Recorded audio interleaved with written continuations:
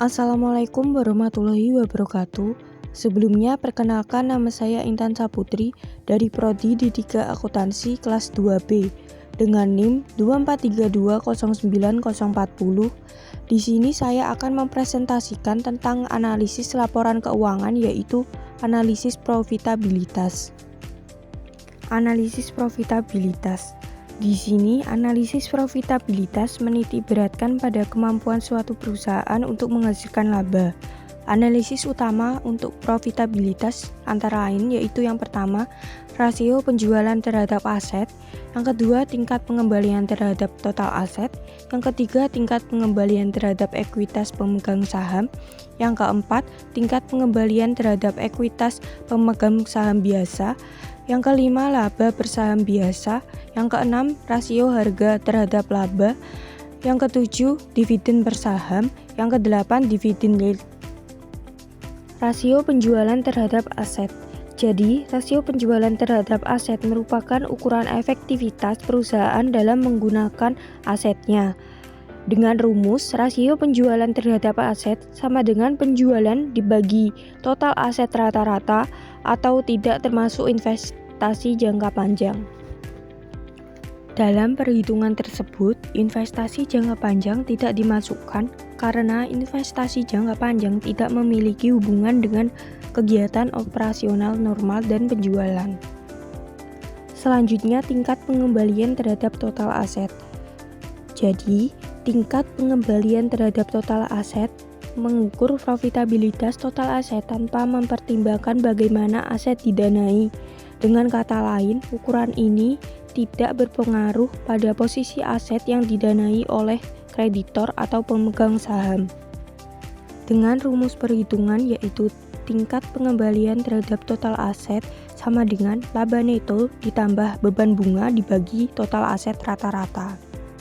Tingkat pengembalian terhadap total aset dihitung dengan menambahkan beban bunga ke laba neto sehingga dampak dari apakah aset dibiayai dari kreditor atau pemegang saham dapat dieliminasi.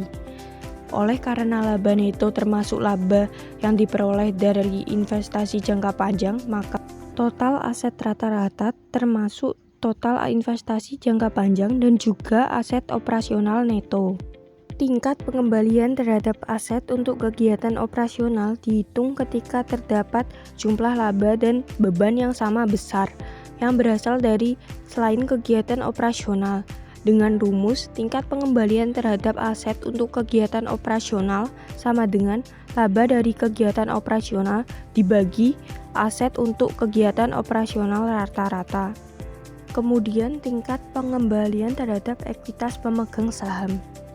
Jadi, tingkat pengembalian terhadap ekuitas pemegang saham mengukur tingkat laba yang diperoleh terhadap jumlah investasi pemegang saham.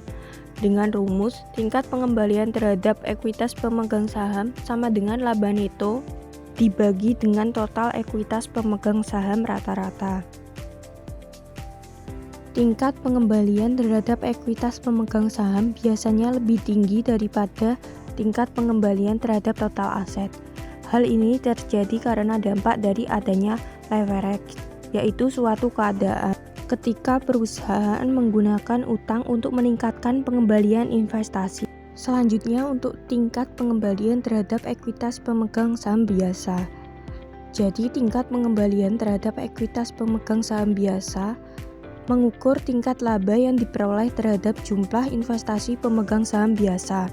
Dengan rumus, tingkat pengembalian terhadap ekuitas pemegang saham biasa sama dengan laba neto dikurangi dividen saham preferen dibagi dengan ekuitas pemegang saham biasa rata-rata. Pemegang saham preferen memiliki klaim atas laba di atas pemegang saham biasa, sehingga dalam perhitungan tersebut dividen saham preferen akan dikurangkan dari laba neto. Laba bersaham biasa. Laba bersaham biasa merupakan informasi yang harus dilaporkan di dalam laporan laba rugi, sehingga laba bersaham seringkali muncul dalam berita-berita keuangan untuk publik. Dengan perhitungan, laba bersaham biasa sama dengan laba neto dikurangi dengan dividen saham preferen dibagi jumlah lembar saham biasa yang beredar. Ketika saham biasa dan saham preferen beredar, dividen saham preferen dikurangkan dari laba neto untuk menentukan laba yang berkaitan dengan saham biasa. Rasio harga terhadap laba. Rasio harga saham biasa terhadap laba mengukur prospek laba perusahaan di masa depan. Dengan perhitungan rasio harga saham biasa terhadap laba sama dengan harga pasar per lembar saham biasa dibagi laba per lembar saham biasa. Dividen per saham. Dividen per saham mengukur berapa banyak bagian laba yang didistribusikan kepada pemegang saham biasa. Dengan perhitungan dividen per saham sama dengan dividen saham biasa dibagi jumlah lembar saham biasa yang beredar. Dan yang terakhir yaitu dividen yield. Dividen yield pada saham biasa mengukur tingkat imbal hasil kepada pemegang saham biasa yang berupa dividen tunai.